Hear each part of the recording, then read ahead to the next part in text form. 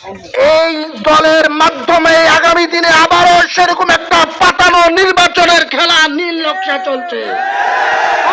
বাংলাদেশের জনগণ এখন বুঝে গেছে এইরকম নির্বাচন বাংলাদেশের জনগণ আর মানবে না।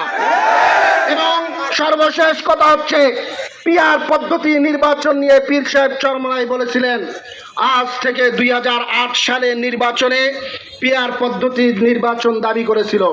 পিআর পদ্ধতি কি?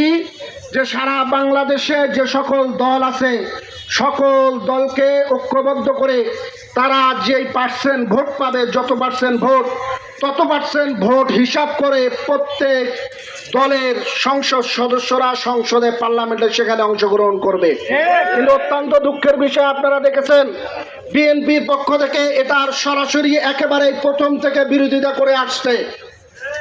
আমরা বলতে চাই, বিএনপির তারেক রহমান যে 31 দফা ঘোষণা করেছে সেখানে আপনারা বলেছেন সকল দলকে নিয়ে আগামীতে আপনারা একটি জাতীয় সরকার গঠন করতে চান।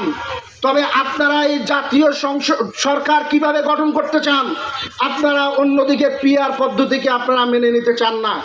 আমরাও চাই একটা জাতীয় সরকার গঠন হোক, তবে পিআর সিস্টেমের মাধ্যমে নির্বাচন হয়ে আগামী দিনে সকল দলের অংশগ্রহণে সংসদে থাকবে। আপনারা কি করছেন? আপনারা চাচ্ছেন আওয়ামী লীগ যেভাবে